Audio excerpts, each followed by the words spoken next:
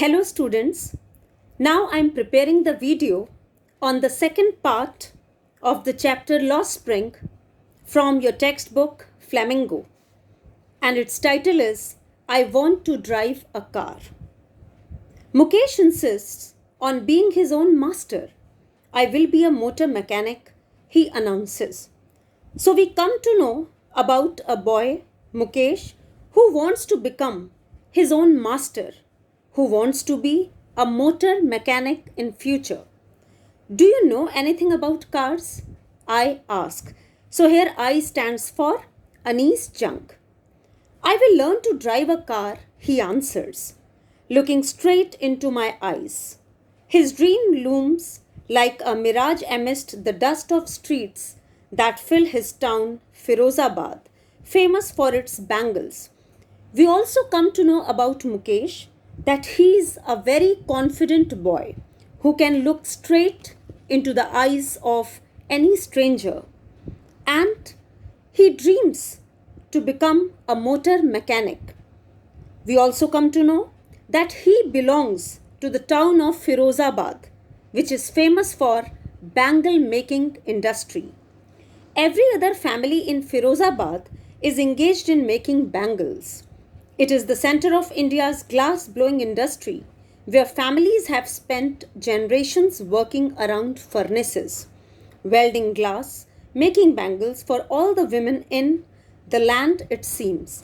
So Firozabad is a place which is famous for bangle making, and these people working in these industries of bangle making supply bangles to the women all over the country. Mukesh's family is among them. So Mukesh belongs to the family of bangle makers. None of them know that it is illegal for children like him to work in the glass furnaces with high temperatures in dingy cells without air and light. So here the author describes very poor condition of the working place of bangle makers, and especially the condition is very dangerous for the children who work in bangle making industry, because they are forced to work in high temperature, dingy, very small cells devoid of even proper sunlight and air. And also it is described that children like Mukesh do not know about their rights. They do not know that they can never be forced, they should not be forced to work in such dingy cells. He even does not know that the law, if enforced, could get him and all those 20,000 children out of the hot furnaces where they slog their daylight hours, often losing the brightness of their eyes. So really the condition is very bad, where children are forced to work in bangle making industry. They waste their days together in working at places which are so hazardous for their health, for their eyes, and for their survival. Mukesh's eyes beam as he volunteers to take me home, which he proudly says is being rebuilt.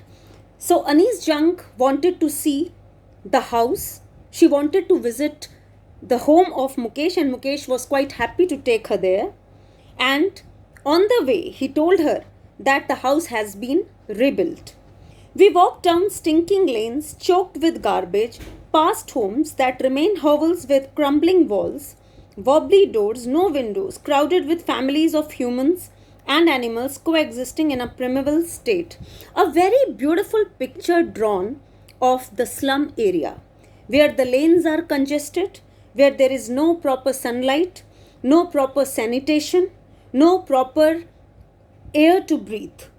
He stops at the door of one such house, bangs a wobbly iron door. Wobbly, that means not the firm door. That means it was just shaking with his foot, and pushes it open. We enter a half-built shack. In one part of it, thatched with dead grass, is a firewood stove over which sits a large vessel of sizzling spinach leaves. So something was getting cooked in his house, and it was spinach. On the ground, in large aluminium platters are more chopped vegetables. So someone was cooking vegetables, and on the platter, on the plate, were kept chopped vegetables. A frail young woman is cooking the evening meal for the whole family. So it is a normal routine in our Indian families that we cook dinner in the evening. So there was a lady, very weak lady, who was preparing evening meal for the whole family. Through eyes filled with smoke, she smiles. She is the wife of Mukesh's elder brother. Not much older in years, she has begun to command respect as the Bahu, the daughter-in-law of the house, already in charge of 3 men, her husband, Mukesh, and their father. So, this is the family of Mukesh, where his father, elder brother, sister-in-law, and he reside.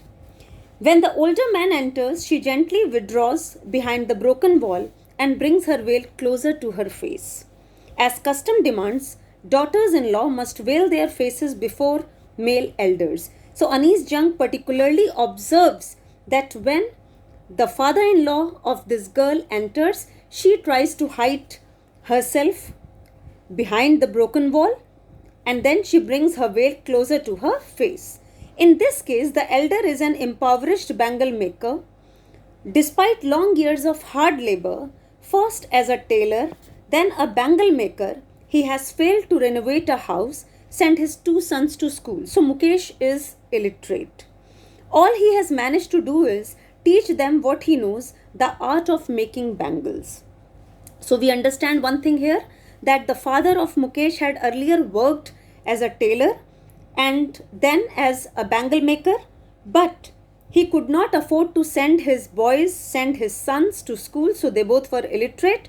But now the elder son was married, and this girl who was cooking the evening meal was his daughter-in-law.